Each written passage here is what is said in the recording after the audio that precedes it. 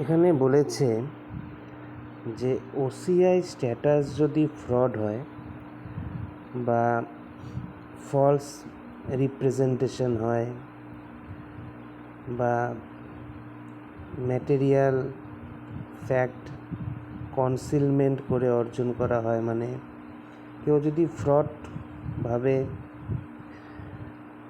OCI status অর্জন করে, তাহলে ওসিআই কার্ড ক্যান্সেল করা যাবে। কেউ যদি ডিসঅ্যাফেকশন হয় towards the constitution of India, অর্থাৎ ওসিআই কার্ড হোল্ডার যদি ভারতের সংবিধানের প্রতি অসন্তোষ প্রদর্শন করে বা বিদ্বেষ প্রদর্শন করে, যাকে বলে ডিসঅ্যাফেকশন, তাহলেও ওসিআই কার্ড ক্যান্সেল করা যাবে। কনস্পাইরেসি উইথ এনিমি নেশন, ভারতের সঙ্গে যুদ্ধে লিপ্ত যে শত্রু দেশ, তার সাথে যদি ষড়যন্ত্র করে, তাহলে তার ওসিআই কার্ড ক্যান্সেল হতে পারে।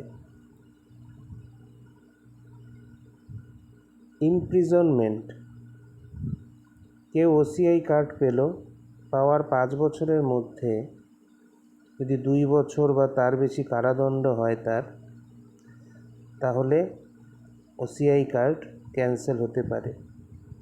তাহলে 5 বছরের মধ্যে 2 বছর বা তার বেশি যদি জেল হয় তাহলে। ডিসিশন অফ গভর্নমেন্ট, মানে ভারতের স্বার্থ, নিরাপত্তা, বিদেশি রাষ্ট্রের সঙ্গে সম্পর্ক, সুসম্পর্ক, ফ্রেন্ডলি রিলেশনস যাকে বলে, বা জনস্বার্থে বা পাবলিক ইন্টারেস্ট, সেটা রক্ষার জন্য যদি গভর্নমেন্ট মনে করে যে এটা ক্যান্সেল করতে হবে কারো ওসিআই কার্ড স্ট্যাটাস, তাহলে সে ওসিআই কার্ড ক্যান্সেল করতে পারে। ভায়োলেশন অফ ল,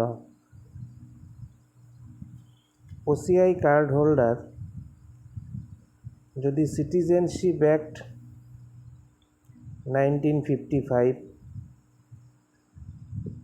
বা ভারতের কোনো আইন লঙ্ঘন করেন,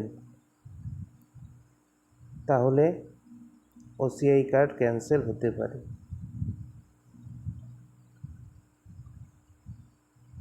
মানে ওসিআই কার্ড হোল্ডার যদি আমাদের যে সিটিজেনশিপ অ্যাক্ট আছে 1955, সেটা বা ভারতের কোনো আইন যদি লঙ্ঘন করে, তাহলে ওসিআই কার্ড ক্যান্সেল হতে পারে। ডিসলিউশন অফ ম্যারেজ, কেউ ওসিআই কার্ড পাওয়ার ভিত্তি হচ্ছে বিবাহ, সে বিবাহ সূত্রে কেউ যদি ওসিআই কার্ড পায়, তাহলে